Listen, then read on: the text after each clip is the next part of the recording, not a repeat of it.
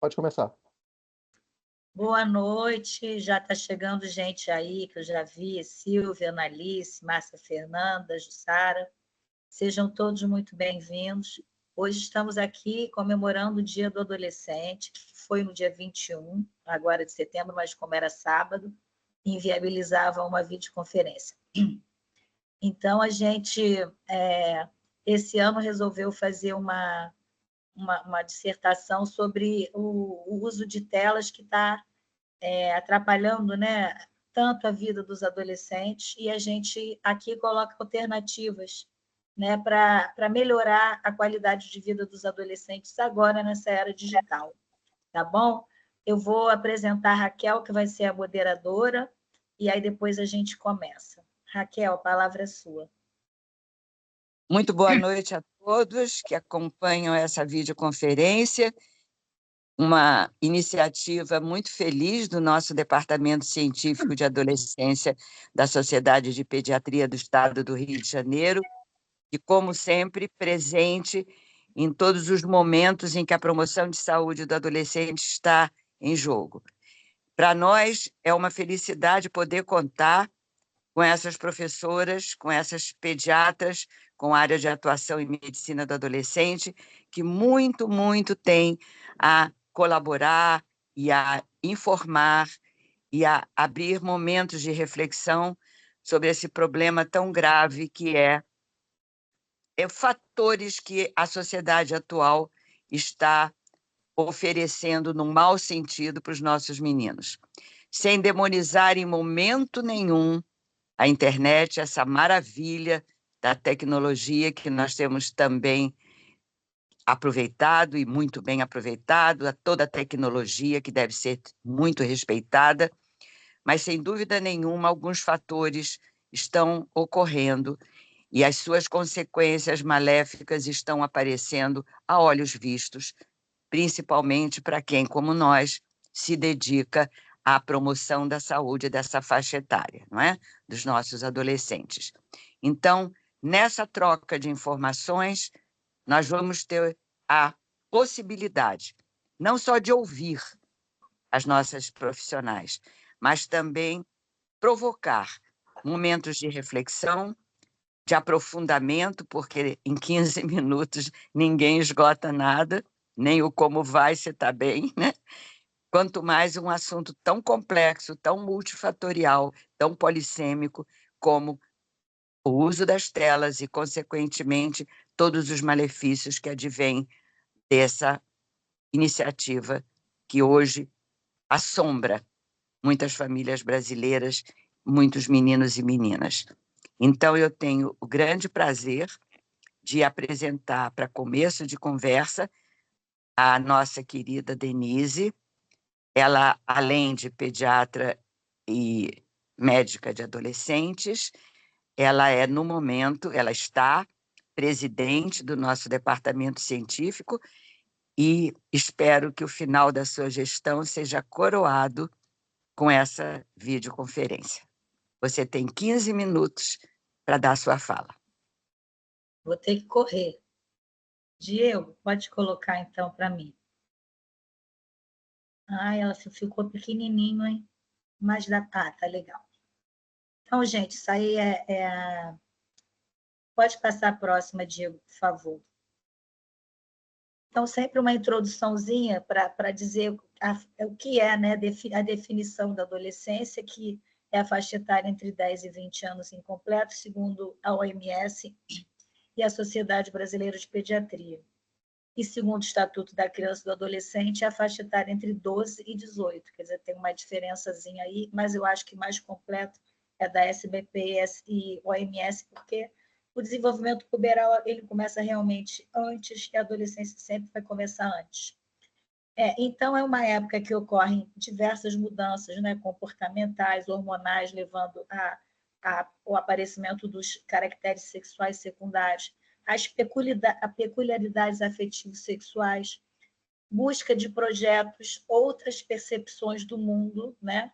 Aumento de riscos e vulnerabilidade e busca de autonomia.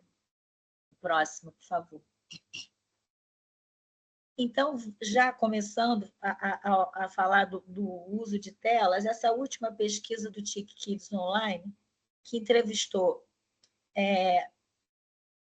2.700 famílias e adolescentes entre 9 e 17 anos, mostrou que 95% desses adolescentes estão conectados, entre 97% e 100% nas regiões Sul e Sudeste, e entre 89% e 92% nas demais regiões.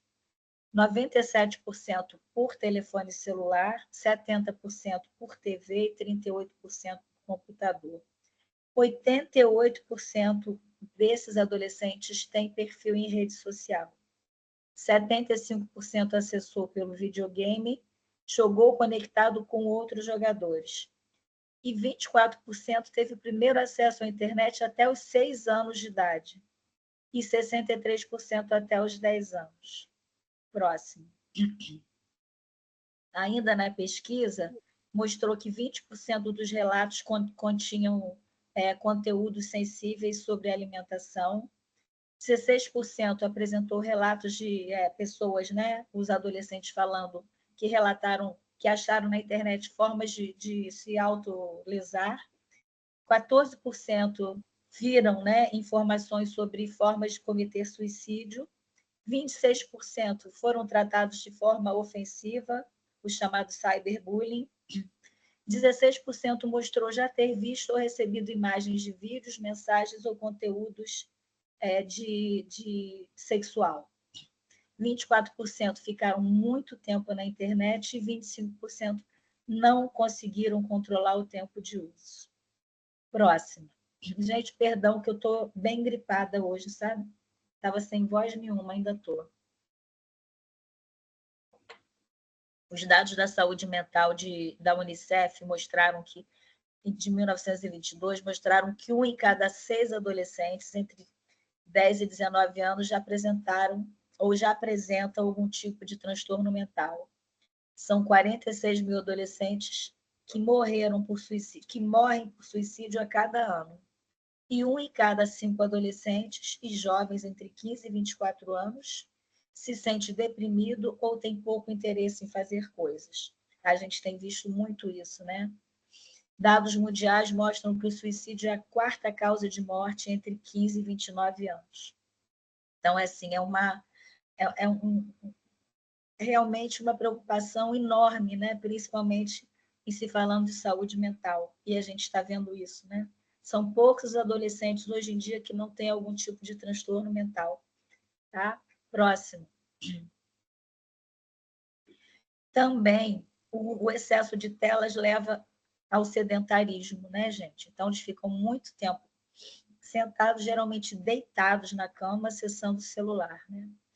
E esse isolamento social, nos dados da Organização Mundial da Saúde, consideram que a obesidade, né, vem acontecendo e é uma pandemia. Esse índice aumentou 10 vezes. E se nada for feito, estima-se que a obesidade infantil vai aumentar em 60% até 2030, tá?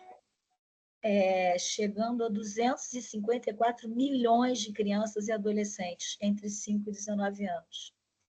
Nesse mesmo ano, estima-se que o Brasil ocupará o 5º lugar no ranking de obesidade mundial, né? Bom, essa obesidade leva a consequências, e a gente tem visto muito isso, né? A síndrome metabólica, dislipidemia, diabetes mellitus tipo 2, hipertensão arterial. Então, isso já é um fato, né? A gente tem visto demais isso. A pandemia da obesidade e as suas consequências. Próxima, por favor.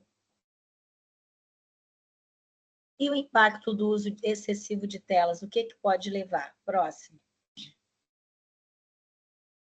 Aumento de distúrbios auditivos visuais, sobrepeso e obesidade, como já falamos, irritabilidade, agressividade, falta de perspectiva e projeto de vida. Próximo.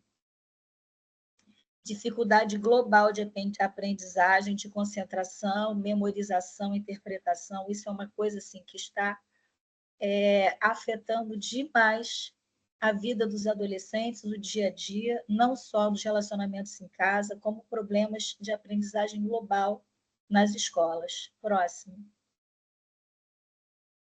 E o maior acesso de jogos online, e o que preocupa atualmente são os jogos de apostas, né?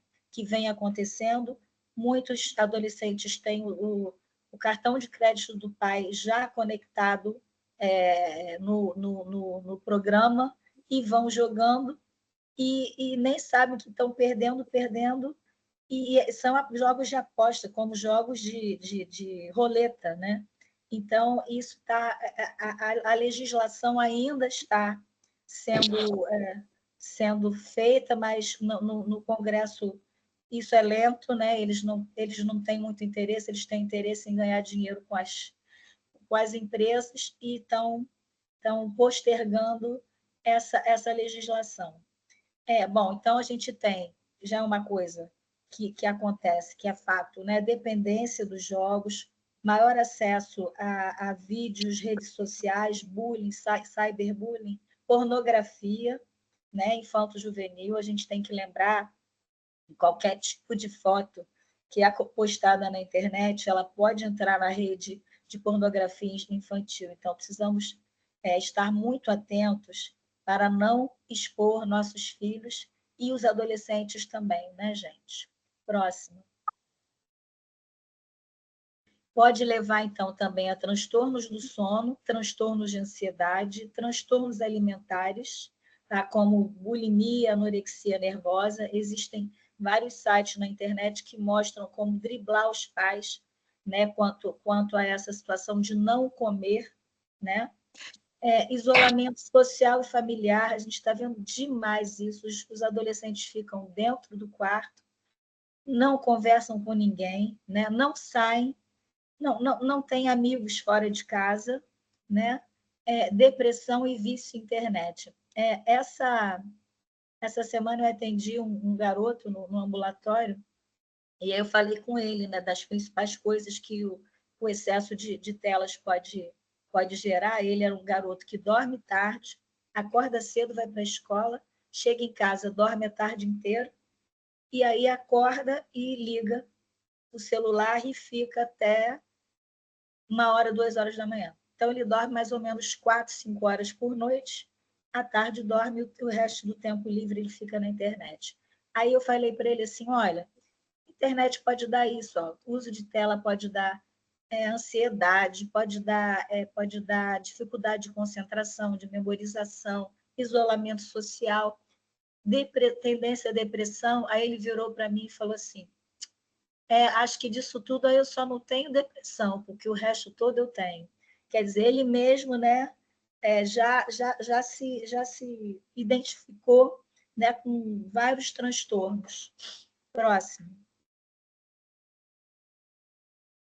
Bom, e aí o que a Sociedade Brasileira de Pediatria recomenda? No manual de orientações da SBP, existe já o que a gente chama de puericultura digital. A gente vê que o bebê, se os pais, né, não tiverem um cuidado, ele já vai entrar nas telas, né? Então, a gente, desde a primeira consulta, a gente precisa dizer que 0 telas para bebê, né? Evitar o uso até 2 anos, mas eu diria que tem que ser mais do que isso, mesmo que passivamente. Eu diria que criança não pode ter contato com tela abaixo de 6 anos de idade, porque já está havendo bastante prejuízo. Limitar o uso de até 1 hora por dia, entre 2 e 5, e limitar o uso de 1 a 2 horas entre 6 e 10 anos. Sempre com supervisão. Próximo. Nesse mesmo manual, a orientação para os adolescentes entre 11 e 18 anos é para limitar o tempo de tela, videogame, entre 2 a 3 horas, nunca virar a noite jogando. Tá? Existe aumento de risco e problemas comportamentais com o uso de mais de 4 a 5 horas. E a maioria dos adolescentes está usando mais tempo do que isso. Tá? Não permitir crianças e adolescentes fiquem isolados nos quartos, né? Com TV, computador, videogame, smartphone. Estimular o uso em lugares comuns da casa para todas as idades. Não usar durante as refeições e desconectar 1, 2 horas antes de dormir. O estímulo da luz da internet faz com que os adolescentes percam o sono. Então, precisa desconectar pelo menos 1 hora antes. Criar regras saudáveis e éticas para o uso de dispositivos. E os fatores de proteção parental que a Cecília mais tarde vai falar. Próximo. E a orientação aos pais. Esses cuidados parentais, vou só fazer um resumo rápido.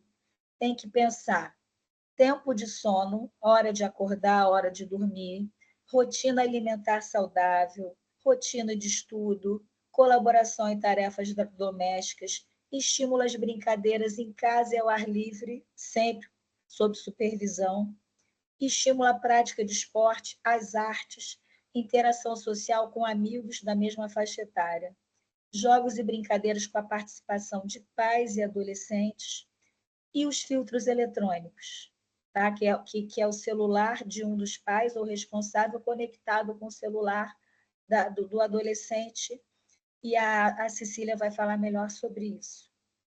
Então, isso aqui, gente, colocando uma rotina no dia a dia, é isso que a gente precisa sugerir, né? O adolescente precisa dormir 9 horas por noite, precisa ter hora para acordar, precisa ter hora para estudar, hora para comer, precisa ter interação com a família, hora de brincar, né? Precisa de hora de lazer, e sim, vai ter o tempo da tela, né? Mas diversificando o dia a dia com outras coisas. É muito comum eles dizerem assim, eu falo assim, tem que diminuir o tempo de tela para fazer outras coisas. Aí eles dizem assim, mas não tem nada para fazer. Já ouvi vários adolescentes responder isso.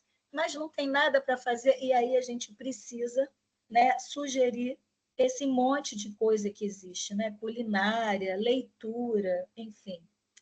Vamos lá, próximo. Então, dentro dessas coisas a fazer, né, a gente precisa sempre acolher, escutar e apresentar as alternativas e dar voz ao adolescente. O que você gosta, o que você gosta de fazer? Então, sugerir leitura, esportes, atividades ao ar livre, entre eles e com as famílias, trabalhos voluntários. Aqui a gente tem uma adolescente fazendo a unha de uma idosa no asilo, trabalhos voluntários de alimentação em qualquer tipo de ONG, né? Então, assim, tem várias coisas a se fazer. Próximo. E o adolescente, ele gosta de se sentir útil. Qualquer tipo de trabalho voluntário ou de atividades assim, isso dá uma satisfação pessoal muito grande a eles. Além de tudo, o artesanato, o desenho, as artes, né? Artes cênicas, estudo de música, apresentação, são coisas que a gente sempre pode sugerir e incentivar na diversificação do dia a dia do adolescente, né? Eles estão esquecendo disso tudo, né? Então, a gente precisa lembrar, a gente tem tanta coisa para fazer. Eu falo muito da leitura também, que é importante não só para passar o tempo, mas também para adquirir cultura, para melhorar vocabulário, melhorar a interpretação, melhorar a escrita, né? As redações. Aí eu sempre toco no Enem, olha, para fazer concurso para o Enem, preciso escrever muito bem, fazer uma boa redação. Então, assim, é um monte de coisas que a gente vai abrindo, né? Sugerindo para eles diversificarem. Próximo. E aí também, dentro disso, a gente precisa pensar numa outra coisa, dentro desse dia a dia, a conexão com o alto, né, seja ela qual for, é uma coisa que pode dar uma paz, uma tranquilidade e pode fazer um bem no dia a dia do adolescente. Então, nesse capítulo do adolescente da espiritualidade, a definição de Puchalski que é o aspecto dinâmico e intrínseco da humanidade que lida com a maneira como as pessoas procuram e expressam significado e propósito e sua conexão consigo mesmos, com os outros, com a natureza e com o sagrado. Os adolescentes participantes de programas espirituais de desenvolvimento pessoal apresentam resultados significativamente melhores no que se refere à realização pessoal, esperança, felicidade, bem-estar, melhora dos relacionamentos, visão de futuro. Tá? Agora, existe uma coisa importante. Existe a religiosidade é uma coisa, a espiritualidade é outra. Então, não necessariamente a pessoa que é espiritualizada ela tem uma religião. Mas a gente sabe que mesmo uma pessoa que tem religião sem ser muito espiritualizada, esse adolescente, ele tem o fator protetivo no dia a dia dele. Ele está se conectando mais, porque ele vai aos encontros da igreja, ele encontra outros adolescentes, eles fazem trabalhos voluntários, às vezes de música, às vezes de estudos, de dança, uma série de coisas. Isso é um fator protetivo, porque isso aumenta o relacionamento, né, social, ao vivo e a cores, e geralmente tira esse adolescente do uso de drogas, né, dos riscos maiores que se passa nessa fase. Tá? Então, a gente sabe que um adolescente mais espiritualizado tem uma melhora da autoestima, tem um afeto positivo, a diminuição de drogas, como eu falei, redução de iniciação sexual precoce, incentiva ao trabalho voluntário, que eles fazem lá também, e aumento da resiliência. Eles são bem mais resilientes e isso é um fator muito positivo. Próximo. E aí, eu queria lembrar, a gente já falando do protagonismo juvenil, que é uma coisa que a gente precisa falar e incentivar, né? Eles estão assim muito perdidos em termos assim, não tem objetivo de estudar, né? Não sabe por que está estudando, não tem vontade e não pensam em futuro. Então, isso é uma coisa que a gente precisa falar, né? Então, o protagonismo do juvenil, o que você quer fazer? Trabalho voluntário. E ano passado a gente teve o nosso Congresso Brasileiro de Adolescência e a gente teve a participação do RAP da Saúde, e aqui a gente vê a Dani e outras pessoas do RAP, né? Aqui é a mesa do Congresso, aqui é a mesa que a gente fez sobre o trabalho deles, e o RAP da Saúde é um trabalho que é feito de adolescentes e jovens no município do Rio de Janeiro, em que eles trabalham a promoção de saúde com eles e com todas as crianças e adolescentes da comunidade. Eles aprendem, se capacitam e multiplicam, né, esse trabalho de saúde, promoção de saúde, prevenção de doença, e isso é espalhado por toda a rede do Rio, e uma das precursoras é a doutora Viviane, né, que trabalhava na secretaria, e ela que é uma das idealizadoras e colocou o trabalho em ação. E ano passado a gente fez, para comemorar o Dia do Adolescente, essa live com os adolescentes e jovens do RAP da Saúde. E foi um sucesso, né? O protagonismo, a fala deles, né? Lembrando que o adolescente tem voz, que quando um adolescente fala para outro adolescente, isso flui muito melhor, eles recebem muito melhor. E aqui na nossa abertura do Congresso, a gente teve a apresentação da Orquestra da Grota, que é também de uma comunidade de Niterói, que jovens, né, estudam música e se apresentam. Então, é assim, uma maravilha esse trabalho, como tem vários, né, Rio afora, em várias comunidades de música, de atividades físicas, enfim, muita coisa. Próximo, por favor. E aí, gente, para concluir, são palavras minhas, são considerações do meu dia a dia e que eu coloquei aqui que eu acho importante. Em tempos difíceis, lembramos que nada substitui a presença, o afeto, a atenção, momentos de descontração e tarefas compartilhadas, falando em família, né? Vamos tirar o adolescente do quarto e trazer para a convivência familiar. Lembrar que é fundamental dormir de noite e viver de dia. Isso é uma frase que eu falo muito. uma rotina saudável com horas de sono, alimentação, estudos, lazer, esportes, atividades ao ar livre, com a família e seus pares, é fundamental para a melhora da qualidade de vida desse adolescente. A tecnologia veio para ficar.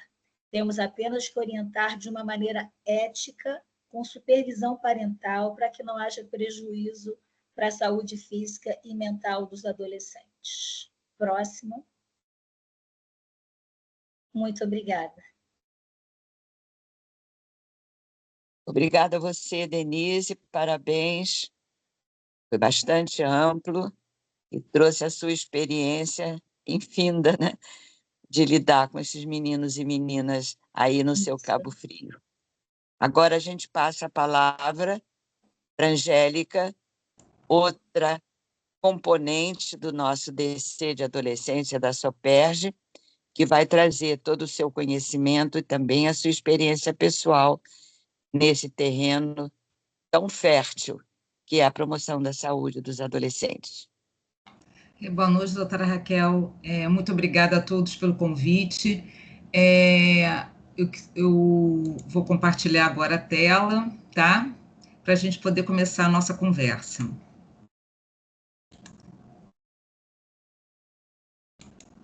Está ok? Aí, tudo certo, doutora. Pode continuar. Posso continuar? Então, me pediram para falar um pouco sobre escolas, né?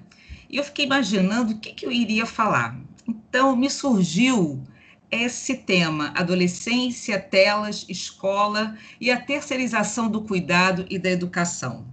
Então, eu declaro que eu não tenho nenhum conflito de interesse na apresentação desta aula. Todas as figuras apresentadas têm licença pública para livre utilização e as que não possuem fazem parte do acervo Pixar Disney. Então, de que lugar que eu estou falando, né? Então, eu sou uma médica pediatra, eu tenho formação em medicina de adolescentes pelo NESA, da UERJ, a UERJ que foi minha casa, foi onde eu fiz a minha graduação, né? E hoje eu trabalho no Instituto Nacional de Educação de Surdos, onde eu atendo crianças, adolescentes e adultos surdos sinalizantes e alguns com deficiências múltiplas. Além disso, eu sou médica pediatra da Fundação Municipal de Saúde de Niterói, onde eu trabalho no ambulatório da Policlínica Regional Dr. Sérgio Arouca, onde cerca de 70% dos meus pacientes possuem condições crônicas e ou deficiências, sendo que cerca de 50% são adolescentes. E eu fiz o meu mestrado em bioética, ética aplicada em saúde coletiva, na Fiocruz, onde eu trabalhei com o conceito de desenvolvimento de competências de julgamento moral numa linha cognitivista. Mas, enfim, qual é o problema? Qual o problema com as telas? Foi a primeira pergunta que eu me fiz. Será que estamos demonizando o objeto como um touro a ser domado pelos chifres? Ou onde entram essas telas na história social da criança e do adolescente e da escola? Então, a escola, ela sempre foi esse lugar ordenador da população, né? Nós adotamos, né, no Brasil, na grande maioria das escolas, esse modelo prussiano, né, onde as cadeiras se situam uma atrás da outra, como uma forma de controlar os jovens mediante o uso da educação. Nesse tipo de educação, as relações humanas, elas se baseiam não no afeto, na atenção e na escuta, mas na obediência, né? Numa relação vertical, onde o professor é o único com autonomia para dizer o que é certo e o que é errado. Entretanto, nessa virada do século XIX para o século XX, surgiram novos olhares para o ensino. Um deles, eu cito, é o método Montessori, que respeita o desenvolvimento da criança conforme os impulsos sensoriais e motores, e até mesmo a gente pode citar o método do nosso querido Paulo Freire, que propõe a utilização de elementos do cotidiano dos alunos para impulsionar o seu desenvolvimento educacional e o seu senso crítico. A gente lembra que tudo isso vem, né, dessa ideia de Piaget, essa ideia piagetiana do construtivismo, como uma forma de se apropriar do conhecimento. Ou seja, o conhecimento ou a construção do conhecimento, ele não está nem no objeto e nem no indivíduo, mas na relação desse sujeito com o objeto. Daí a gente entende que a apropriação de conhecimento ela só é possível a partir de uma linha construtivista. Mas vamos tentar nos contextualizar do ponto de vista histórico, né? Quer dizer, na década de 60 e 70, né, foi uma época de grandes modificações, né, que começaram exatamente do pós-guerra. A gente lembra, né, que a humanidade passou, né, boa parte do século passado, da Primeira Guerra Mundial, na Segunda, e depois tantas outras guerras regionais, e daí que surgem os movimentos sociais, dos direitos civis e individuais, surge então a bioética, a reforma sanitária e a educação popular. Vocês veem na figura, então, alguns movimentos pacifistas, especialmente dos direitos das mulheres, e em questão à saúde, a gente tem no Brasil Sérgio Arouca, né, como uma grande figura central. Mas o que estava permeando tudo isso? A tela. E é justamente na década de 50 e 60 que as telas chegam dentro das nossas residências.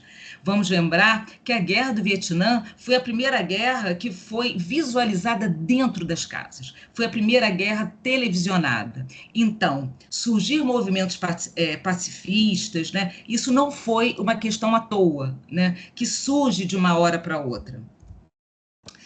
Enfim, e diversas mudanças na sociedade, né? Então, os direitos reprodutivos femininos, né? A chegada da pílula anticoncepcional, com diminuição do tamanho das famílias, o movimento dos direitos civis dos gays, mulheres, negros, indígenas, dos animais e a preocupação com o meio ambiente, a mudança do foco de cuidador, com a entrada das mulheres no mercado de trabalho, afinal, quem cuidará das crianças e dos idosos?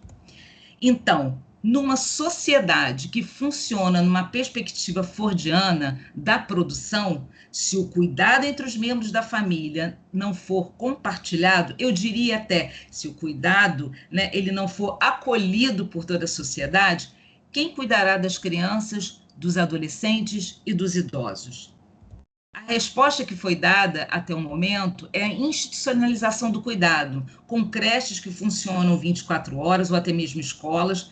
Quem por acaso não viu, né, não já viu crianças chegando, dormindo às creches e saindo dormindo das creches para terminar o sono dentro de casa?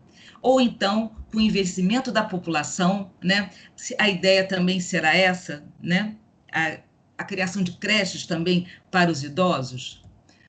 Eu estou fazendo um papel meio de advogado do diabo aqui, que eu acho que pode suscitar grandes discussões. Fora isso, a própria revolução dos meios de comunicação. Então, nós lembramos que nós já temos as telas dentro de casa, nós temos os telefones, que foram evoluindo até a chegada dos smartphones, assim como a chegada dos computadores e do acesso à internet dentro das nossas residências. Será que os cuidadores sabem o que ocorre na relação dos nossos adolescentes com as mídias? E de que forma essas relações estão associadas ao desenvolvimento neurológico do adolescente? Nós sabemos que a adolescência ela tem grandes mudanças estruturais no desenvolvimento cerebral. A gente lembra que até cerca de 10, 15 anos atrás, achava-se que o cérebro do adolescente era, como ele tinha o mesmo tamanho, o mesmo peso do adulto, ele era apenas um cérebro pronto em que as diversas mudanças hormonais atuavam neste cérebro. Hoje a gente já sabe que não é muito bem assim. Então, alguns fenômenos que ocorrem. Primeiro, a poda neuronal, a eliminação de determinadas conexões neuronais que não são utilizadas para melhorar o desempenho das que são efetivamente funcionais.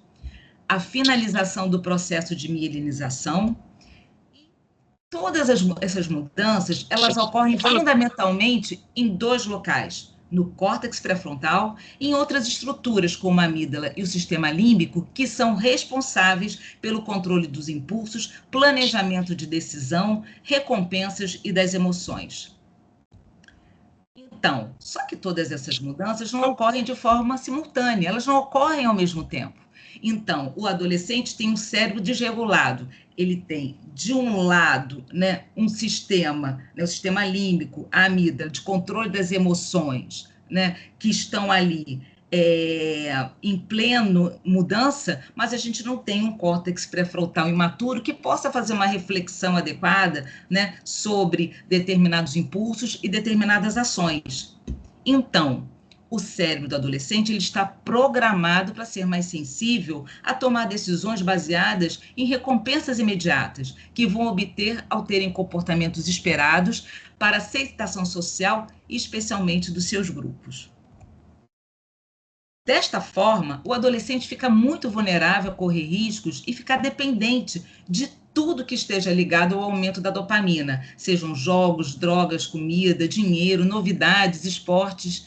E caso exista uma ativação exagerada, pode ocorrer um processo de sensibilização, ou seja, cada vez mais ele necessita de mais jogos, cada vez mais ele necessita de mais drogas e por aí em diante. Essa falta de controle sobre impulsos e dificuldade de prever consequências, né, como diria a minha professora Heloísa Grossman, né, faz do adolescente ser um carro extremamente veloz, como uma Ferrari, mas com freios complicados, com freios não tão bons. E como esses conhecimentos a respeito do desenvolvimento cerebral do adolescente podem ajudar a escola? Bom, primeira coisa, as telas fazem parte de nossa realidade, né? E sabemos que o adolescente tem um cérebro ávido por novidades e por rapidez. Sabemos o quanto é difícil organizar a construção do conhecimento.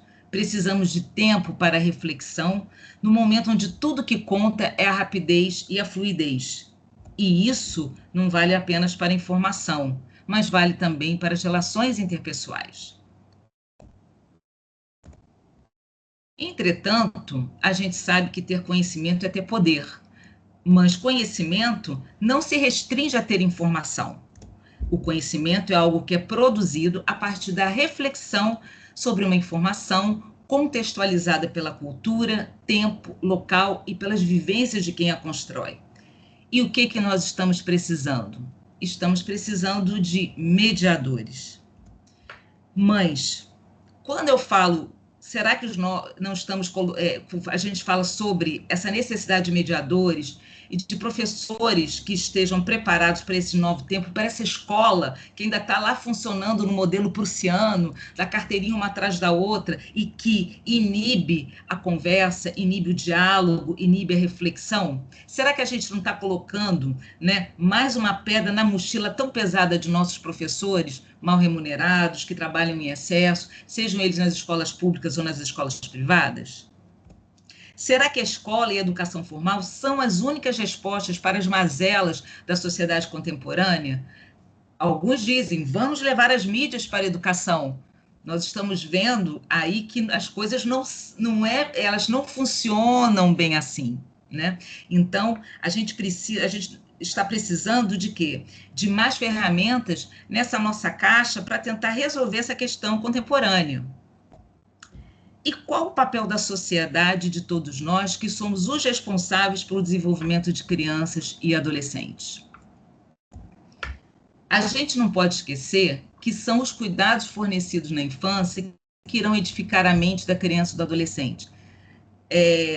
Quando eu falo sobre essa questão da terceirização do cuidado, né, dessa importância, né, dos cuidadores principais, né, sejam os pais, ou seja, o que esteja realmente no centro do cuidado da criança, que eles efetivamente participem, né? Muitas vezes eu posso ser acusada de que estou querendo voltar a essa época retrógrada, ou então, acho nem tão retrógrada assim, né? Porque parece que essa coisa da esposa troféu está virando moda, né? Novamente, como uma resposta, né? Quase que como uma contracultura, digamos assim, aos movimentos feministas, ou o que quer que seja. Mas definitivamente alguém está pagando esse preço. Né? E nós, enquanto sociedade, precisamos, né, nos dar conta disso, né, e não achar que a resposta vai vir mágica, né, sem um esforço coletivo. E de que lugar que também que eu estou falando? Né? Eu estou falando de um lugar de mãe. Né? Eu sou mãe do Pedro. O Pedro tem 13 anos, né? O Pedro vai à escola, o Pedro não gostava de participar de esportes, né? E todo dia é uma luta, né? Com a questão das mídias, né? De sair de casa, de estar com os amigos, e tudo isso eu vou dizer para vocês, isso tudo requer um esforço muito grande. de nós, né, enquanto família, tanto um esforço meu, quanto o esforço do pai, né, e do esforço de tantos dos outros pais, né. Eu fico imaginando, eu moro em Niterói, né? Aqui a gente ainda tem um pouquinho mais de liberdade. Não é a Suíça, né? Mas está bem melhor que o Rio, digamos assim, né?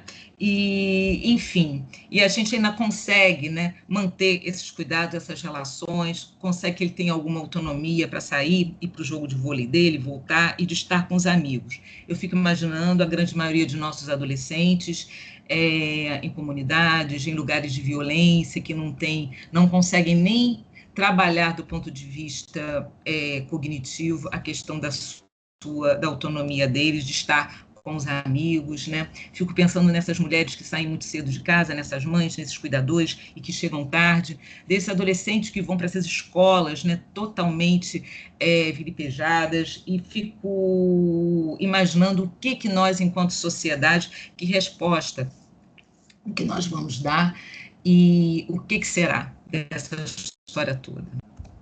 Então, eu agradeço, muito obrigada a todos pela atenção e eu espero ter contribuído para a gente iniciar, então, uma discussão. Muito obrigada, Angélica. Foram só trocentas questões para a gente depois, no mínimo, pensar muito sobre elas.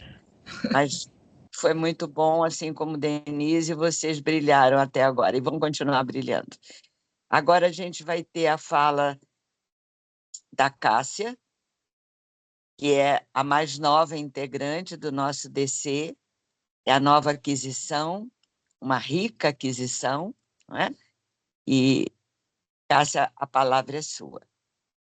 Boa noite, gente. Está todo mundo me ouvindo bem? Sim, só, doutora, Perfeito. só um minutinho. A doutora Maria Angélica ainda não parou de compartilhar. Por favor, doutora. Ah, é por isso que o vídeo tá vendo. É. Doutora? Eu posso compartilhar e roubar o compartilhamento dela? Espera aí, eu vou ter que assumir. Então eu vou me apresentando. Foi. Posso. Pode ir, doutora, desculpa. Não, tá ótimo. Gente, boa noite. É um prazer estar aqui. Meu nome é Cássia. Eu sou mestre em saúde materno-infantil pela FRJ. Sou professora de medicina do adolescente da FRJ. Mas essa apresentação, estou falando totalmente do ponto de vista de fã de esportes e de millennial que vive na parte digital. Porque nós temos duas coisas. Nós temos que aproveitar aquilo que é de bom e temos que assumir que a geração mais velha tem um certo limite com a questão digital e que nós precisamos saber aproveitar sem limitar, participar, sem nos atropelar e passar por toda essa miscelânea de coisas junto com os nossos adolescentes. A tarefa não é fácil, mas acho que como profissionais de saúde nós temos muitas coisas a adicionar e a ver e ajudar essas famílias a passar. Vamos lá? Vamos lá. Opa! Primeiro, como os esportes podem ajudar a diminuir a dependência da internet? É fácil falar. Ai, vamos lá fazer um esporte, praticar alguma atividade física. E isso é muito difícil. A maioria das crianças está lá no seu mundinho, no seu grupo de WhatsApp, no seu chat do videogame com todos os seus amigos e que não quer sair.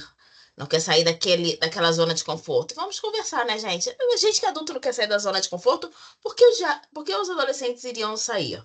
Mas a gente tem que ter noção que, adolescentes são nativos digitais e o uso dessa tecnologia é integrado na vida desde muito novos. É fácil pra gente falar, pode ter vida sem internet. Eu, por exemplo, era uma pessoa que saía de casa e só voltava de noite quando minha mãe gritava da janela que já estava na hora de ir para casa. Essa realidade é muito próxima para mim, viver sem computador. E assim, acho que a primeira coisa que a gente tem que falar com os pais assim, eles não querem sair. Não, é a vida deles. O momento de mudar a alternativa, dar a alternativa à obrigação de nós, adultos. E nós temos várias questões os estudos já mostraram que existe uma relação importante entre o uso da internet e redes sociais com a menor autoestima, sono ruim, pior qualidade de vida. E proibir, todo mundo sabe que proibir adolescente é a pior coisa. Nós temos que criar coisas para adicionar. Uma vez a gente estava tratando de um adolescente que os pais descobriram que eles iam lá, dormiam, todo mundo dormia, ele marcava com os amigos para acordar 1h da manhã para jogar. Assim, a solução dos pais, uma vez, foi desligar o Wi-Fi, que criou uma briga, um caos, uma coisa assim muito grande na família. E depois, assim, o garoto gostava muito de futebol. E ele arrumou um campinho para levar o menino todo dia. Os pais iam todos os dias, o menino adorava e tal. E depois ele começou a ficar cansado demais para acordar 1 hora da manhã para jogar. Foi um investimento. E achar o investimento certo para cada adolescente, para cada família, eu acho que é a nossa função como profissionais de saúde. E uma coisa que eu sempre falo, os esportes, como tudo na vida, têm uma presença muito ativa na internet. Então, às vezes, ao invés de falar assim, sai da internet e vai procurar outra coisa, acho interessante a gente conversar sobre quem dos esportes ou das artes, como a gente já falou aqui, que as artes, as opções de sair da tela, quem vocês seguem? Os adolescentes têm muita coisa do influencer ou daquele cara que faz streaming jogando, mostrando as dicas para passar de fase, mas mostrar aquelas coisas próximas da realidade. Aquela menina, porque não segue a Raíssa Leal do skate, é uma pessoa que tem uma super presença no esporte. Ou os meninos, porque não segue os seus clubes de futebol? E em alguns momentos até tentar ajudar a diminuir essas questões de gênero e preconceito. Segue futebol masculino, segue futebol feminino, segue vôlei. Então, já que a gente, ao invés de falar, você vai acabar com a internet e você vai passar para os esportes, vamos usando isso para progressivamente diminuir a presença das telas na vida daquelas crianças e aumentar os esportes. Mas isso sem estar do lado, sem mostrar, sem pegar assim, olha aqui, coisa legal que eu vi, vamos fazer isso junto no fim de semana? Não vai dar certo. Mandar aquilo, como vocês falaram, aquela coisa dracônica de uma pessoa detém todas as informações e você vai obedecer, isso não funciona com adolescente. Não funcionava quando nós não tínhamos acesso à internet. Imagina agora que qualquer coisa eles falam que vão chamar o conselho tutelar ou que viram essas e aquelas, porque conforme eles têm mais informação, ele também tem mais argumentos. Então, nós temos que ter muito mais argumentos, porque com argumentos semelhantes, o nosso córtex frontal já está desenvolvido. A gente consegue pegar e argumentar melhor e levar melhor a situação. Mesmo que a gente não pode esquecer, os adolescentes gostam daqueles limites, daquele amparo familiar. Apesar de ser cada vez mais enlouquecedor fazer isso. E o como? Aí eu trago uma reflexão para nós como profissionais de saúde. É muito fácil a gente chegar e falar assim: precisa de mais esporte. Como? Onde? Que se vocês pararem para pensar, dificilmente uma família da Barra da Tijuca ou da Zona Sul vão falar assim: para onde eu vou levar meu filho para praticar esporte? Ou o que eu vou fazer com aquilo? Porque são aquelas famílias que têm uma estrutura econômica que permite essa variabilidade, esse contato. Mas nós, como profissionais de saúde, temos que saber aconselhar aquela pessoa e a pessoa que todos esses adolescentes estão sofrendo esse impacto das telas, mas quanto menor a condição socioeconômica, maior o impacto. Por exemplo, as vilas olímpicas são coisas interessantes. Ele não pode não conseguir todos os exercícios que ele precisa, mas ele vai ter contato com outro grupo de pessoas. As lonas culturais que são espalhadas por todo o subúrbio do Rio de Janeiro, os parques que estão sendo criados no Rio de Janeiro, que estão melhorando, o Parque Realengo, o Parque Madureira, eles fazem um contato de vários bairros. Você tem o nome de um bairro só, mas normalmente a gente atinge todos os bairros das adjacências. Normalmente lá tem atividades grátis. Eu confesso que eu apelo, eu falo sempre para os meus adolescentes, falo assim, lá tem atividade, tem esporte, tem gente bonita. Porque se você vai tirar um adolescente da tela, você de vez em quando tem que passar para a baixaria. E nós sabemos que o outro, o grupo, e até mesmo o interesse sexual, é uma coisa que vai despertar o interesse. Aquele contato, por mais que eles tenham várias informações online, naquela brincadeira, aquele conversar olho no olho, vai atrair. Mas assim, vou ter que atrair de uma forma que não seja o adulto que está mandando eu fazer. O adulto que está dando uma ideia, que às vezes a gente consegue. É, coisas como, por exemplo, sabe aquele time de futebol que você gosta, que você segue? Tem um clube, porque os grandes, pelo menos, tem sempre um clube, uma escolinha de futebol, uma escolinha de vôlei. Eu não sei se vocês perceberam, mas agora, depois da Olimpíada, as escolas de ginástica tem sempre alguém, vamos fazer uma ginástica. É, Ou aula tipo ginástica artística, aula para mobilidade, tipo ginástica artística. Isso é a forma que a gente atrai o adolescente. Usar as coisas para mostrar. Ou, às vezes, uma vez, por exemplo, ai, doutora, eu não posso, como é que eu vou caminhar? É perigoso. Coisas simples como, olha aqui, dentro da sua casa, perto da sua casa, pode. E perto de onde eles estudam, ou se tem algumas outras oportunidades, conhecer o nosso espaço de trabalho e o nosso espaço de vivência dos nossos pacientes pode fazer uma diferença, pois às vezes simplesmente aquela família não enxerga, além daqueles limites sociais impostos a eles. E às vezes uma dica pode ajudar a mudança. Outra coisa importante é que muitas vezes a família não enxerga. Eles pensam assim, ah, ele tá na televisão, ele tá dentro de casa, tá protegido. Isso é uma coisa que eu enfrento de vez em quando. Mas a gente tem que explicar que a prática esportiva, a prática artística, o sair de casa tem uma importância muito maior hoje do que há 20 anos atrás, principalmente na saúde mental. Porque, por exemplo, um problema que sempre teve, o bullying, a agressividade nas relações na escola. Mas quando a escola terminava, a pessoa ia para casa e acabava isso.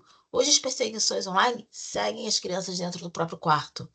A criança que é chamada de feia, nariguda, macaco, gorda, gay, escuta isso dentro do próprio quarto. Às vezes do lado dos pais que não estão nem vendo isso.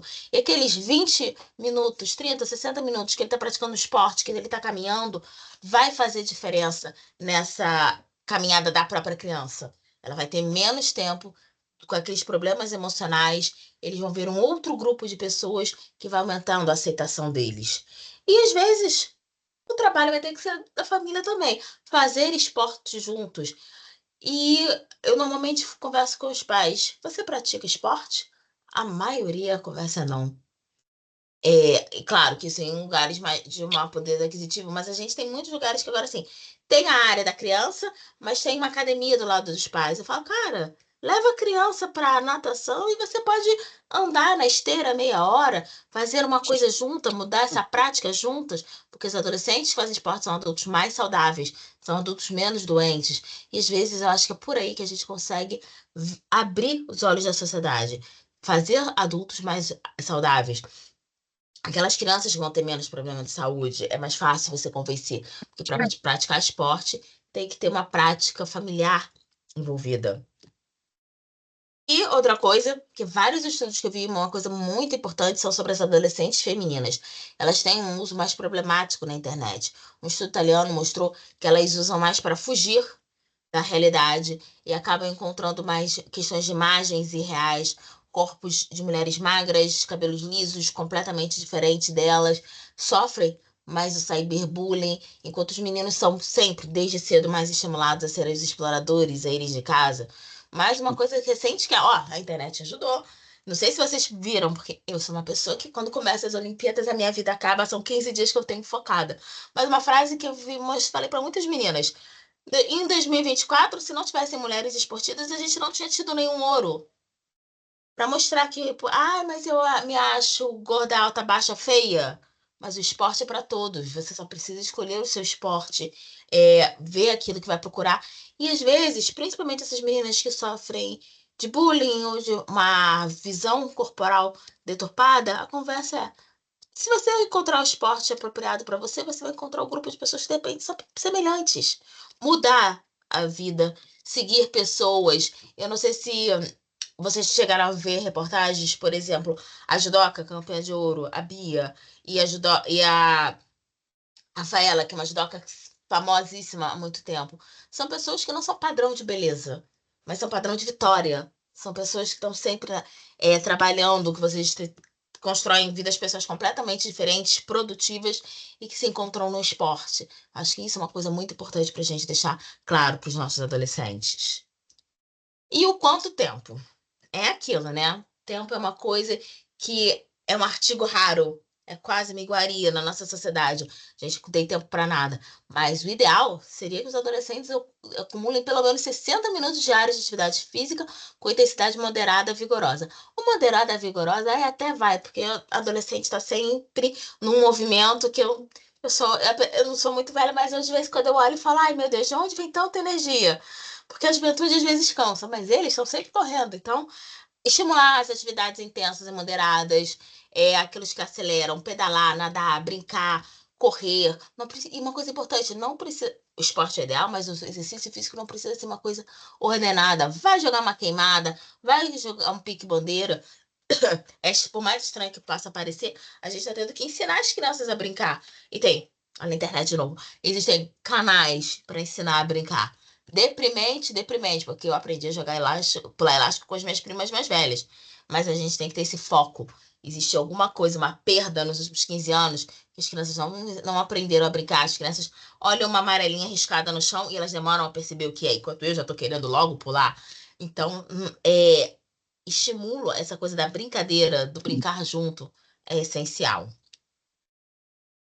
Mas a gente também tem que ter cuidado na abordagem, porque assim, o esporte é maravilhoso, vamos mostrar através da internet o bom do esporte para tentar tirar a criança disso, mas temos que orientar os pais a, primeiro, ver quem essas crianças estão vendo e quem essas crianças estão copiando para seguir o caminho do esporte. Esportistas que apoiam sites de apostas, como a gente já falou, é uma coisa que está cada vez mais comum e eles vão falar assim, ai, fulano que é campeão, apoia esse site. Apoia esse site para ganhar dinheiro.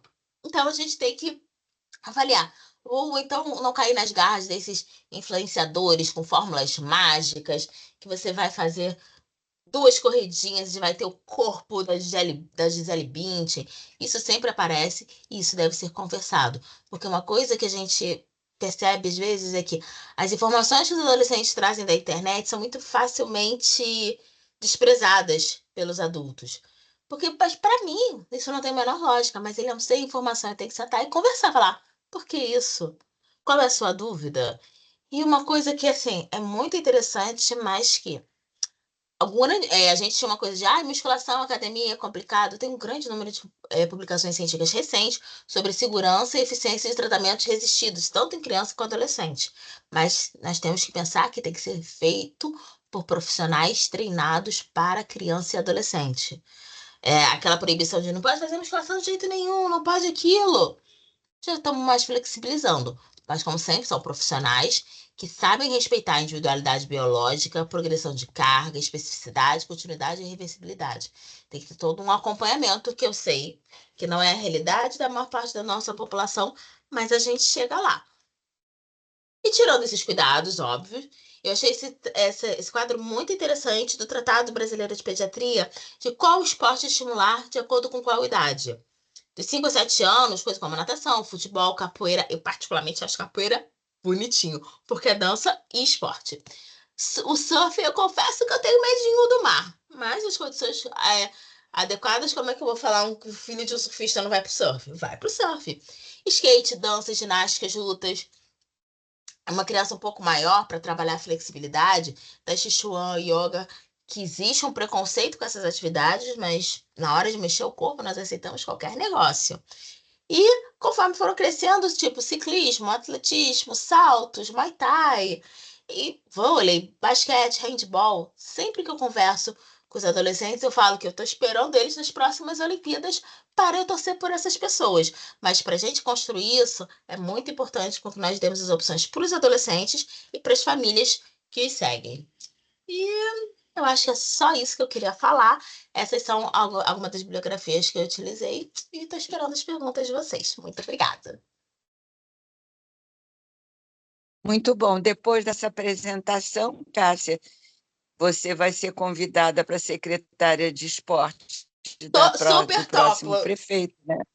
Super top, gente. Vocês não estão entendendo Super como eu top, gosto. pelo amor de Deus. Eu tenho zero atleticismo, eu sou uma ótima torcedora, gente. Pronto. E agora, então, finalizando as nossas falas, nós vamos ter a palestra da Cissa, da nossa Cecília, também membro do DC, e, por motivo de saúde, fez a gravação da sua fala por não poder estar presencialmente hoje conosco. Então, não vou falar com a gravação, vou pedir a Diego que coloque a gravação da Cecília para que nós ouçamos.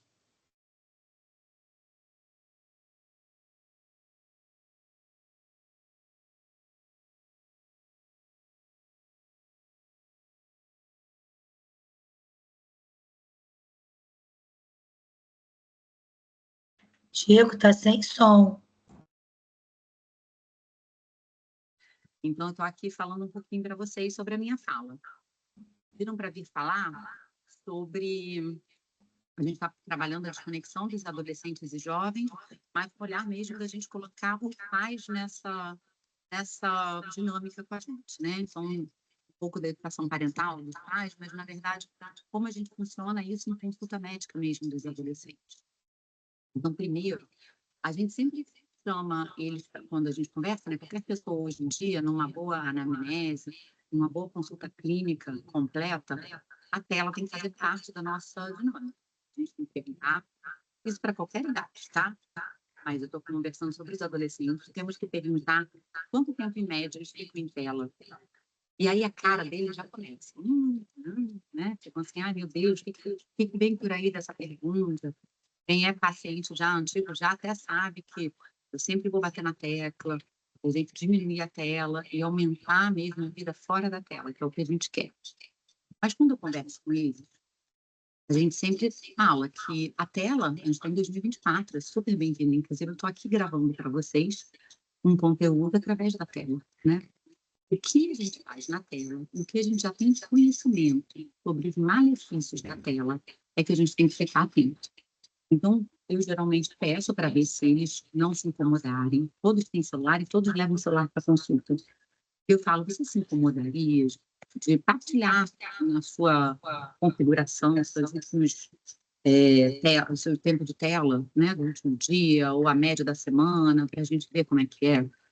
Eles relutam assim, relutam não, né? Eles vão de boa, mas assim, com aquela preocupação do julgamento.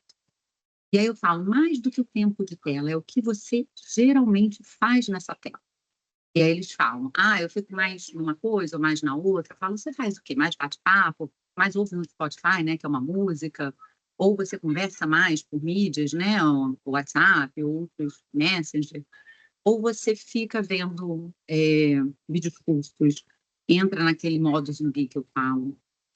E explico para eles por quê. Porque a gente tem o conhecimento hoje em dia que os vídeos curtos e os jogos de recompensa, eles entram numa área do cérebro, na mesma área de vício de droga. Então, o que eu peço para eles é eles dominarem a tela e não a tela dominar eles usarem a tela em benefício. Então, se eu gosto de ficar no vídeo curto, eu falo, o vídeo curto leva a gente para um lugar de mente zumbi. Todos nós temos. Eu tenho a minha mente zumbi em alguns momentos, os pais com certeza têm, vocês que estão assistindo com certeza têm, e os adolescentes também. Qual é o modo zumbi que você mais fica? Aí eles falam, TikTok, Instagram, Snapchat, eles vão falando. Tem uns que falam, não, eu jogo muito com os meus amigos, né? Brawl Stars ou aqueles outros jogos de recompensa, até um Subway Surf, alguns joguinhos, eu acho legal. Quem trabalha com adolescente, conhecer o que tem por aí, gostando ou não, é bom a gente estar ligado, a gente saber o que está de novidade, o que esses jovens estão fazendo para a gente entender. Por que tem 5 perfis no Instagram, né? Porque é um perfil para a família, um perfil para os amigos, um perfil funciona como se fosse um diário, tipo, compartilhando fotos daquele grupo específico. Um outro é só de assistir, de visualização. Então, a gente tem que entender isso e orientar. Então, eu peço sempre para eles, se a gente sabe, o vídeo curto e os jogos de recompensa, eles têm um malefício no nosso cérebro, esses aí eu tenho que dominar. Esses eu preciso da gente, colocar tempo máximo de uso. E aí, a SBP, a Organização Mundial de Saúde, ela tem até um tempo descrito por idade, mas eu falo mais do que isso, é entender como é a sua dinâmica, como é a sua vida. A sua vida tem uma escola, onde, graças a Deus, já temos políticas públicas e políticas também em escolas privadas de diminuir tela, de não poder tela durante a escola, inclusive recreio, inclusive eu queria que fosse até o ensino médio, né? Porque muitos permitem no ensino médio e os adolescentes de 15, 16, 17 anos também não estão preparados para viver em tela no recreio. Eles não merecem isso, eles precisam conviver mais. Então é uma campanha muito grande hoje. Aí eu falo, então já está na escola. De tarde tem 1 ou 2 atividades extras, né? Um esporte, um inglês, alguma coisa assim. Então, qual é o tempo que você mais gosta de ficar no modo zumbi? Eu gosto quando eu chego da escola, eu jogo mochila para o lado e relaxo ali uma meia hora, 40 minutos antes de sair o almoço. É interessante. Outro fala, não, quando eu acabo o meu dia, que eu já chego, né? Já vou para o vôlei ou para o futebol, faço isso, faço aquilo. Quando eu chego de noite, eu gosto de ligar. E aí a gente vai conversar. A tela prejudica o sono. Então, não pode ser até a hora de dormir. Tem que ser pelo menos 1 hora antes essa tela ser desligada, né? Porque ela tem os nossos estímulos. Eu não quero muito tempo desses modos zumbis. Então, eu preciso da ajuda dos responsáveis. Eles não vão conseguir sozinhos para eles colocarem limites nessa tela. Quando eu falo assim, tem gente que enche os olhos de água, de tristeza, outros de raiva. Olha para minha cara com raiva. Meu Deus, não acredito que ela está falando isso para minha mãe, para meu pai. Geralmente é a parte da consulta que tem os responsáveis, porque a gente chama a responsabilidade para os responsáveis, para os adultos cuidadores, né? E aí eles falam, eu já não consigo mais, doutora, eu boto limite, eles tudo, eu boto, eles descobrem como burlar. Eu falo, gente, vamos lá. Existem vários aplicativos, né? A gente tem que se dedicar, dar uma estudada. O médico de adolescente pode saber, pode orientar, mas os pais também podem buscar, né? Então, a gente tem no pessoal do iPhone, né, do pessoal da Apple, tem até um controle parental da própria Apple. Se o pai tiver Apple e o filho também, e for dentro da dinâmica familiar, meu dependente, ele consegue colocar limites em aplicativos, colocar horários de dormir, por exemplo. E no Google, né, que é o Samsung ou outros Androids, a gente tem um chamado Family Link, Google Family Link, que é da Google. É muito bom também. Você consegue colocar limite máximo de tempo e você pode liberar. Então, às vezes, você está na casa de um amigo, poxa, mãe, a gente está aqui, estamos jogando um jogo. Você pode dar uma liberada um pouco mais? Posso, vamos embora. Mãe, eu estou aqui, eu quero mostrar a galeria está fechada. Pode. Então, eu falo que o pediatra e o pediatra, eles não mandam na casa de ninguém. Eles têm a ciência, o conhecimento, então a gente tem todo esse estudo de telas, dos malefícios, da área do cérebro que age. Por quê? Senso de recompensa totalmente estimulado. Então, quando eles saem para aquela vida sem a recompensa imediata, né, do joguinho, dos vídeos curtos, que você não consegue parar de ver, ele fica num tédio, numa depressão, numa raiva, numa ansiedade. Eu tenho um paciente que é pequeno, gente. Ele ficou viciado mesmo, ele não conseguia ver divertidamente no cinema. Porque foi ver divertidamente e falou, mamãe, não consigo passar esse trailer, eu não quero ver esse trailer, onde tem um botão para a gente acelerar? As crianças estão querendo tudo imediato. Isso é uma criança pequena, mas isso aí também serve para os nossos adolescentes, né? Eles já têm mais um lado impulsivo. Então, você leva essa parte para a educação parental dos responsáveis e coloca isso para eles. Pela lei, mídia social não pode menor de 13 anos. Então, TikTok, uma criança de 10, 11 anos com TikTok, com Instagram. Mas ela vê pelo meu, nem pelo seu, então, ó, bota aqui e vê pelo seu. Você é ali do lado dela, mostrando. Agora, ela ter a gerência para ver dança, ver isso, ver aquilo, o que mais você vê é isso, né? Às vezes, no recreio, quando, né, se pode celular, as crianças, em vez de interagir, elas interagem também, mas sempre com uma tela do lado. Vamos fazer essa dança aqui da tela. E é isso que a gente não quer. Mas vamos voltar aqui para os aplicativos, então.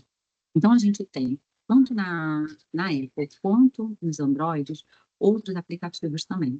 Então, a gente tem um chamado Custódio também, que é que muita gente usa, né, aqui no Brasil, e também tem um controle de aplicativos, um controle de conteúdo. A gente tem o Kids 360, ou Live 360, que aí não é só de aplicativos, né, de jogos e tudo, mas ele é mais de localização e de proteção. E temos também o Find My Kids. Ele trabalha, inclusive, de repente, colocando o áudio que está ali perto do aparelho celular para ser ouvido. Tudo isso, você tem que mexer, você mexe também com a autorresponsabilidade daquele adolescente. E você invade muitas vezes aquele mundinho, né? E quando eu era jovem, eu tinha uma agenda. O pessoal um pouquinho mais antigo tinha até um diário. E nesse lugar a gente escrevia várias coisas. Hoje em dia eles usam a tela como essa parte também. Então a gente tem que sentir o que a gente pode deixar e o que a gente pode não deixar dentro da tela de cada filho, dependendo de cada grau de idade e de maturidade, tá? Pequenos, às vezes, a gente tem que supervisionar tudo. Os adolescentes pequenos, né? Os adolescentes um pouco médios, a gente depende daquele ser, daquela pessoa. Os adolescentes mais velhos, né, 17, 18 anos, alguns gerenciamentos já não cabem mais a gente tem que confiar no que a gente plantou. Independente, a responsabilidade de tirá-los daquele modo zumbi, a gente ainda pode ajudar. Eu falo, para colocar nele, tem que colocar na gente.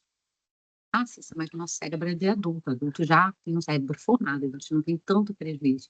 Mas a gente também fica viciado, a gente também fica... Quantos adultos a gente não vê assim na rua, né? Não consegue ficar 5 minutos olhando a paisagem, sem, né, interagindo com as pessoas. Oi, boa tarde, bom dia. Né? Sem estar olhando numa tela. Sentar numa sala de estar, de uma atividade, que você vai, né, levar um filho, levar uma filha.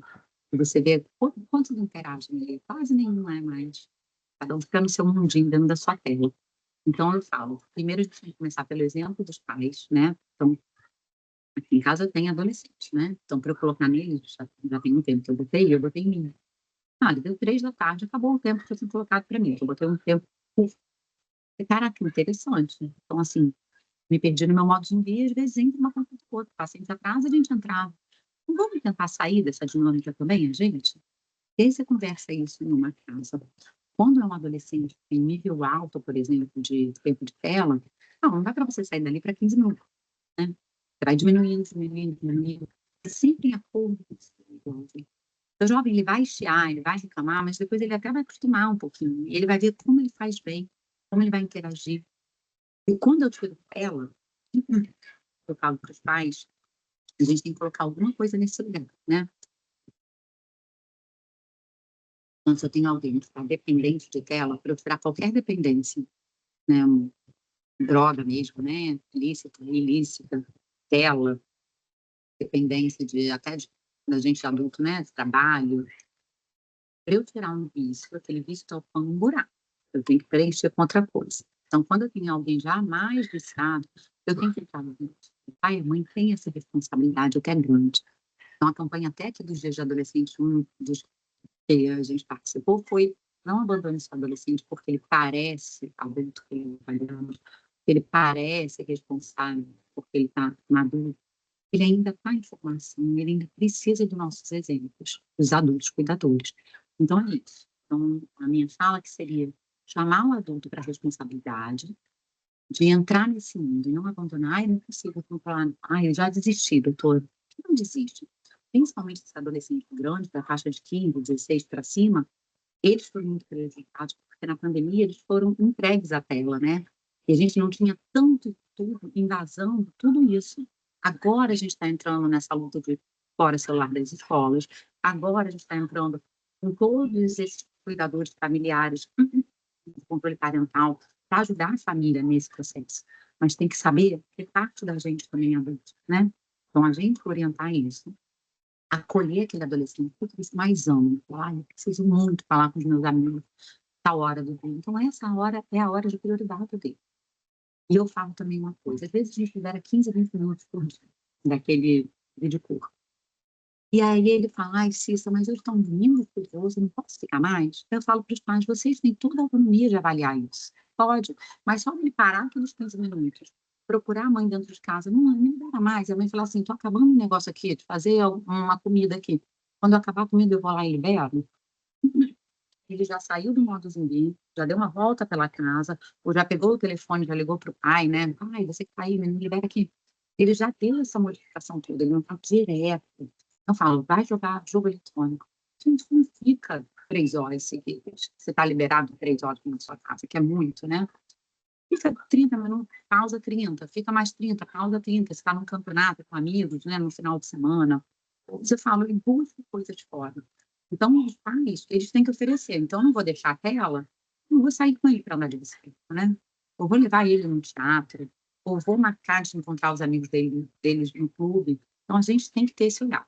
Então, a minha fala aqui é para trazer a ajuda dos pais, né, a responsabilização dos adultos cuidadores, junto com os jovens têm que ter essa consciência, eles são muito espertos, eles entendem quando a gente fala, eles sentem quando eles estão num nível acima de tela, do tempo de tela, e eles vão sentir, porque aquilo ali é química no cérebro deles. Então, a gente vai ter que dar uma ajudada, né?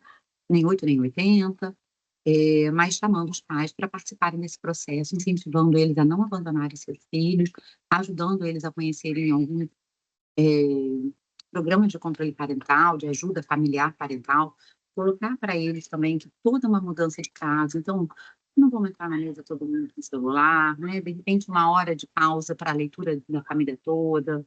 Tem várias dicas que a gente pode dar, mas o mais importante, cada casa traz do seu jeitinho e a gente, como profissional de saúde, traz a ciência, traz os estudos, traz os malefícios que a telinha acesso, principalmente vídeos curtos e jogos de recompensa trazem para a cabeça daqueles jovens.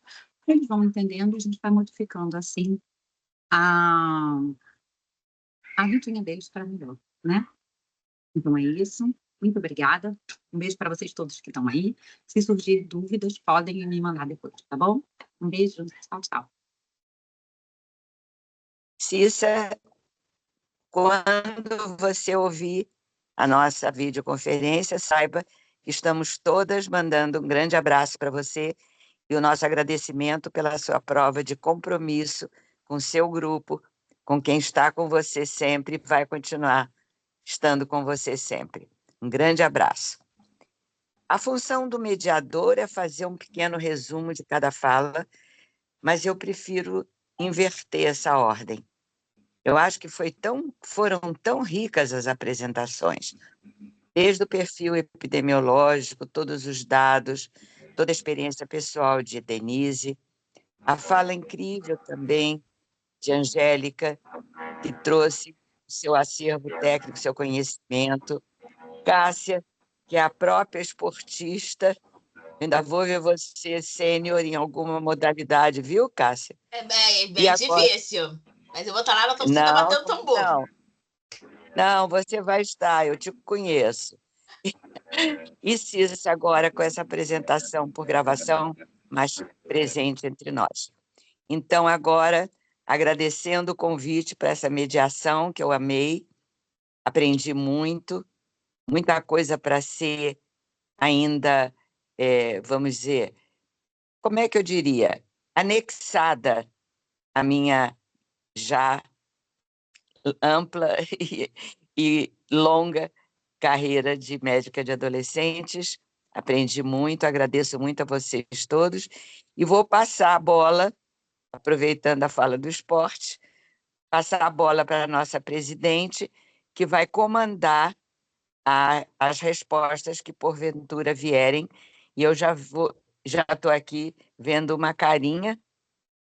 É Abelardo, se eu estou vendo bem? Abelardo? E a Denise, então, obrigada, amiga, obrigada, presidente, e parabéns por essa iniciativa que enriqueceu muito o seu currículo como presidente do DC de Adolescência da atual gestão. Bom, eu queria agradecer a todas as palestrantes, Cássia, Angélica e a Cecília, foram excelentes. Acho que a gente conseguiu, né, compactar aí mais ou menos o que é necessário aí dentro do nosso trabalho para tentar melhorar a vida dos adolescentes e das famílias, né? Com essas sugestões. Agora, uma remodelação é necessária, né? Para que eles continuem ou saiam dessa zona, como mesmo a Cecília falou, né? Desses muitos estão como zumbis, né? Nas telas, e estão diminuindo pensamento crítico, diminuindo a parte cognitiva, né? Às vezes a mãe chega para mim e diz assim, doutora, ela esquece tudo. Eu peço uma coisa, ela vai do quarto para a sala, ela já esqueceu o que eu pedi. Isso tem acontecido muito. A própria memória ela tá acabando. Então, assim, as performances na escola estão diminuindo muito, né? A gente sabe assim que precisa trabalhar muito isso, né? Cada um no seu dia a dia, com as suas famílias, com seus pacientes. A gente precisa trabalhar muito isso para chegar num denominador comum. Como eu disse, as telas vieram para ficar, tem coisas maravilhosas, né? Ninguém vive sem elas já, né? Não tem como, mas assim a gente precisa moderar para chegar numa conta de chega melhor para todo mundo, e principalmente para as crianças e adolescentes que têm sofrido bastante. Tá? Eu faço uma revisão de recém-nascido no posto de saúde, esse posto de saúde que eu trabalho, eu faço o meu vínculo de adolescência e faço a revisão de recém-nascido de quem nasce no hospital municipal. E aí, as mães, uma das coisas que eu falo, que eu falei da puericultura digital, é quando elas vão nessa revisão, o bebê com 7, 10 dias de vida, eu já falo da situação das telas. Então, eu digo, olha só, você, quando tiver com o seu bebê, não use celular. Zero celular. Eu falo assim, zero celular. Tá? Por quê? Seu bebê precisa, você precisa interagir com o seu bebê. Você precisa estar presente 100% do seu bebê. E quando você está na tela, você fica ausente. Né? E daqui a pouco essa luz do celular vai atrair o seu bebê. Então, ele vai ser duplamente prejudicado no seu desenvolvimento. Uma porque não está interagindo com você, e a outra porque a própria tela faz atraso de desenvolvimento, e isso já é comprovado, principalmente atraso de fala. Então, eu digo, seu bebê precisa interagir, você precisa conversar, cantar, beijar, abraçar, né? Interagir para que ele desenvolva e ele seja feliz. Né? Ele precisa. Aí, na hora que eu falo isso, ele precisa que você... para ele ser feliz, ele precisa de você. Aí elas abrem o olho assim, né? E eu digo, nem para mandar mensagem, é zero celular. Na hora que tiver com o seu bebê, não use. Então, assim, a gente já vai fazendo o que a gente chama de puericultura digital, né? Para afastar essa nova geração de uma maneira que eles, de alguma maneira, cresçam, né? Usando a tela com mais parcimônia, né? Chegue nesse denominador comum, né? E a gente consiga resgatar esses adolescentes de alguma maneira também, para que eles consigam chegar também num ponto de uso mais adequado, em que não haja tanto prejuízo, que hajam coisas boas, aproveite as coisas boas e que esse prejuízo seja menor. Angélica, fala. Não há perguntas? Angélica está pedindo. Está sem som, Angélica. Mas desculpa, eu estou vendo. Pegando esse gancho, Denise, uma das cenas, acho que mais terríveis é quando você vê uma mãe amamentando, ela está amamentando e com o celular na outra mão. Então, eu fico imaginando, né, como é que vai ser, pensando aqui, né, das teorias freudianas, em que é a mãe que apresenta o pai, né? Quer dizer, o bebê, ele encontra o olhar da mãe e, de repente, ele vê a mãe olhando para um outro lugar, né? Então, ele vê a mãe olhando para o pai. É quando a criança descobre o pai. Só que essa mãe está olhando para o celular, né? Então, imagina isso em termos de desenvolvimento, né, a longo prazo, de relações interpessoais, né? E a gente está falando o tempo todo aqui de uma palavra, a gente está falando de cuidado. A gente está falando de cuidado parental, a gente está falando de cuidado de uma sociedade, a gente está falando de cuidado nas escolas, né, em relação às nossas crianças, nossos adolescentes. Né? Então, é isso que a gente está falando o tempo todo. A gente está falando sobre políticas de cuidado. É o tempo todo sobre isso. A palavra é cuidado. Né? E eu espero que a gente chegue, né? Que a gente não... que assim, a gente não caminhe, né, para um precipício, né, e que a gente consiga, de alguma forma, reverter, né, através do cuidado e das relações de afeto. É isso que eu espero. Muito obrigada. Bom, vou terminar a apresentação. A palavra. Vamos deixar o Abelardo. Liga o som, Abelardo, microfone. Em cima o microfone. Denise, é a única pergunta de Tudo bem, desculpa. Pronto, eu estava tentando abrir embaixo.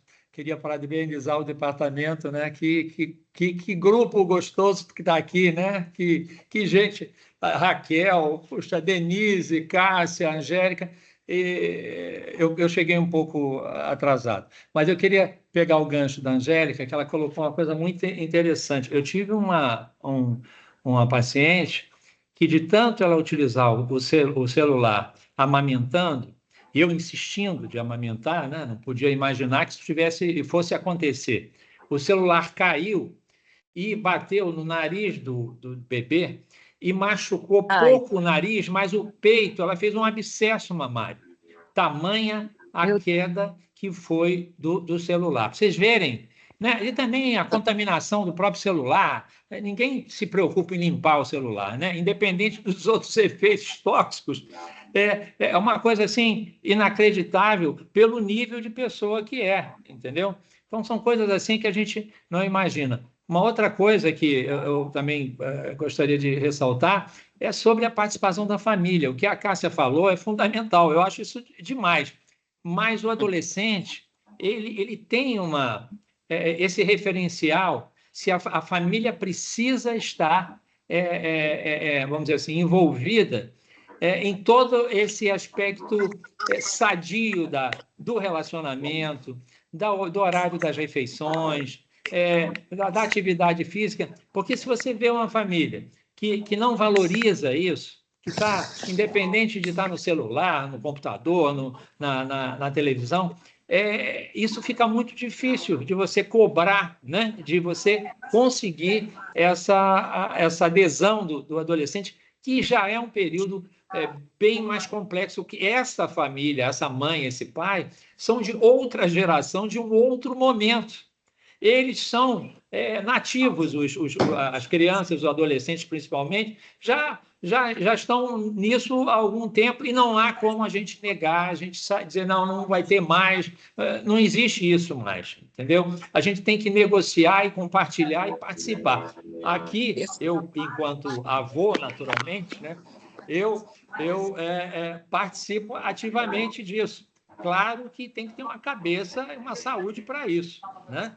Senão, você não consegue efetivamente adesão. E, mesmo assim, não é uma coisa simples, o que não torna impossível, desde cedo, um casal jovem, isso que a Angélica falou, não foi foi a Denise que falou, de um bebê que vai lá na atenção primária e conversar com a mãe, né, a respeito da necessidade de isolar completamente do celular, de qualquer coisa que tenha esse apelo tão grande que é através do som, através da luz, isso tudo que atrai a criança desde cedo. Eu queria só colocar isso e parabenizar vocês. Uma pena que eu não tenha conseguido chegar a tempo de pegar todo mundo, mas peguei um trechinho da Cássia, um trechinho também um resumo da Denise e da Angélica também. E também a fala da minha querida Raquel, de tanto tempo, né? De tantos anos. Obrigada, obrigado. Obrigada, Abelardo. Ótimas considerações. A Cássia está pedindo a palavra. Só um instantinho, meu bem.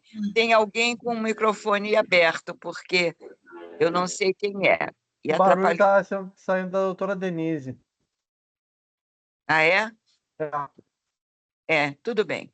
E antes da faixinha, eu vou só chamar a atenção de não sei se pelo meu viés assim, de atuação também como gestora, como política da saúde, que esse detalhe, todos os detalhes que foram aqui ditos, todos, sem exceção, são da maior importância e são muitos deles, como eu diria, prerrogativas do pediatra, né, Abelardo?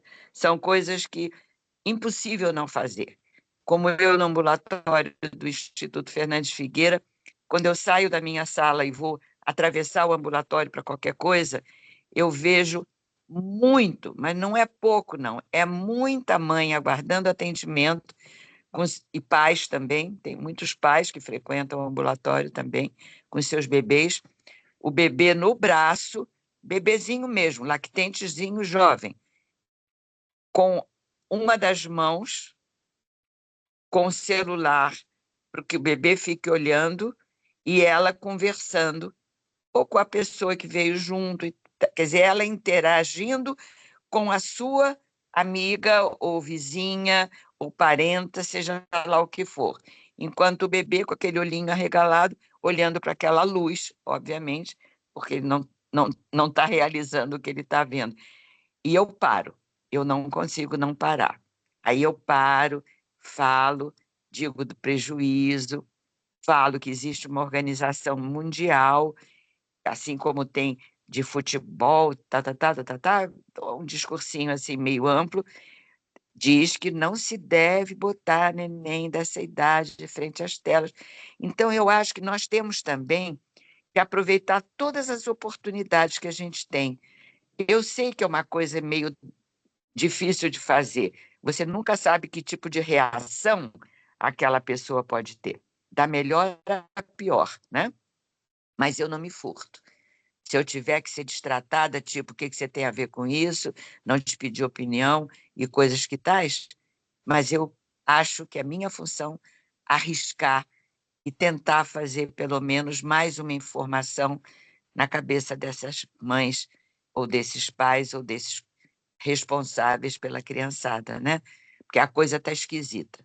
Não são só os cigarros eletrônicos que estão matando, não são só as telas que estão prejudicando muitas vezes aquilo tudo que vocês disseram, que eu não preciso repetir. É também a situação política nacional, é a situação socioeconômica, é esse padrão cultural que a sociedade brasileira vem assumindo ao longo das décadas, e tudo isso corrobora aquilo que eu falei no início, né, na apresentação da nossa videoconferência.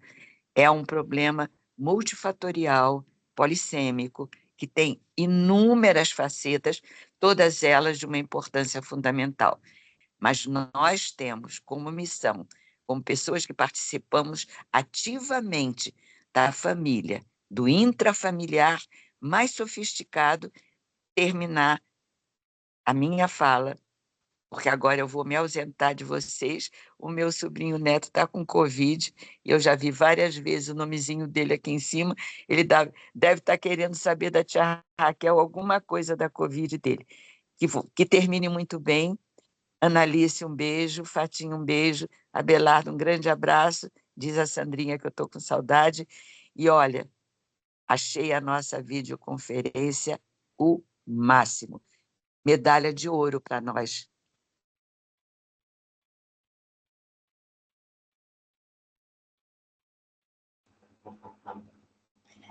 Cássia, pode falar. Não quer falar? Não quero. É assim, uma outra coisa que eu acho que a gente deveria pensar é que a gente está falando da internet, da relação dos pais, que as relações diferentes, mas a gente tem que começar a pensar que os pais dos lactentes, jovens atualmente, já são uma geração que cresceu com a internet. A internet foi começar, é aberta ao público brasileiro em 95. 95 são pessoas de 29 anos. Não é nem gravidez na adolescência. Então, eu acho que a nossa abordagem tem que começar assim, para os pais de adolescentes, alguns nem tanto, mas agora, quem está nascendo agora, todo mundo já é filho, já é a segunda geração de nativos digitais. Então, a nossa abordagem tem que diferenciar. E mesmo que as pessoas, assim, na minha faixa etária de 40, eu lembro do computador chegar na minha casa, mas eu não consigo me lembrar de resolver coisas de vida adulta sem a internet.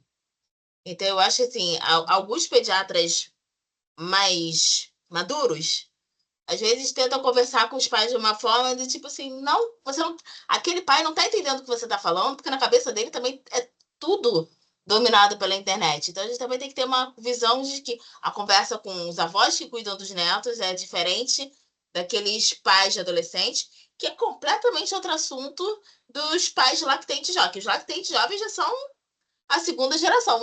Os pais já formaram o quarto do bebê pedindo tudo pela Amazon. Então, isso é um desafio para a gente também, porque são 3 conversas diferentes e, de vez em quando, a gente vai deixar passar. Acho que é isso. Pelo adiantado da hora, eu vou ter que encerrar, tá? Vou agradecer, tá, a presença de todos, agradecer a Cássia, a Angélica, a Raquel e a Cecília pelas exposições, pelas considerações, e a todos que estão aqui com a gente até agora. A presença de todos, tá? Muito obrigada por tudo e até a próxima, se Deus quiser. Boa noite, gente. Tchau, tchau. Boa noite. Boa noite.